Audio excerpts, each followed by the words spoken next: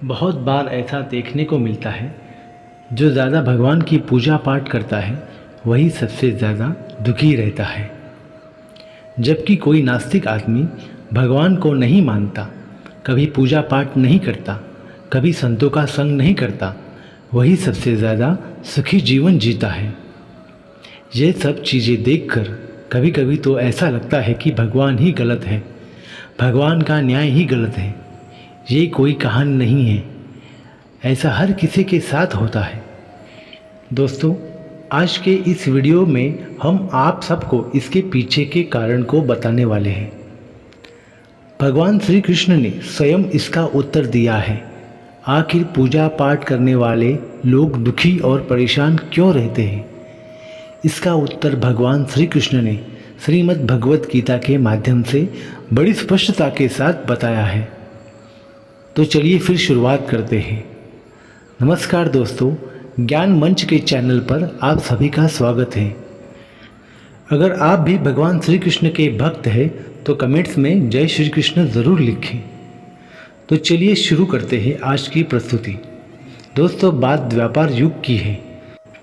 जब भगवान श्री कृष्ण और अर्जुन के बीच संवाद हो रहा था, तब अर्जुन ने भगवान श्री कृष्ण से पूछा, हे माधव, जो लोग ज़्यादा पूजा पाठ करते हैं वो ज़्यादातर दुखी और परेशान रहते हैं, इसके पीछे का क्या कारण है?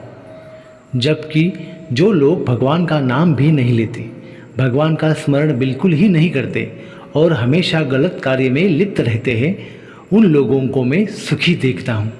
इसके पीछे का रहस्य मुझे समझाने का प्रयास करें। तब भगवान श्री कृष्ण ने एक छोटी सी कहानी के माध्यम से अर्जुन को इसका उत्तर दिया। तो आइए जानते उस छोटी सी कहानी के बारे में। दोस्तों, एक गुरु के दो शिष्य थे। दोनों ही पढ़े लिखे और बड़े ही विद्वान थे। दोनों में फ़र्क सिर्फ इतना ही था कि एक भगवान को मानने वाला था और दूसरा भगवान को न मानने वाला नास्तिक था। एक शिष्य ऐसा था जहाँ पर भगवान की कथा होती थी, जहाँ सत्संग होता था, जहाँ भजन होता था, वहाँ दौड़ के चला जाता और भगवान की पूजा पाठ करने लगता। दूसरा शिष्य इन सारी चीज़ों से काफ़ी दूर था। वो शराब पान भी करता था, वेश्याओं के साथ गमन करता था। सारी बुरी आदतें दूसरे शिष्य में थीं।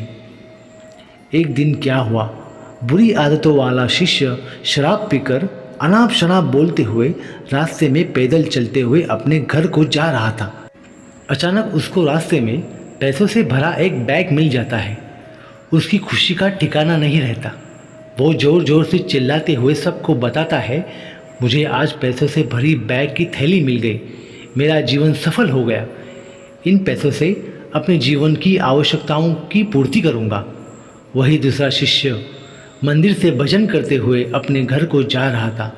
अचानक उसके पैर में बड़ा कांटा चुभ जाता है, रक्त निकलने लगता है। ठीक उसी समय दूसरी बुरी आदतों वाला शिष्य भी वहीं पहुंच जाता है और हंसते हुए उसको बोलने लगता है, क्या तुम ही हो ना सबसे ज़्यादा पूजा पाठ करते हो, भगवान का भजन करते हो? क्या दिया तुम्हारे भगवान ने तुम्हें? मुझे देखो, मैं कभी मंदिर नहीं गया और ना ही मैंने कोई अच्छा काम किया।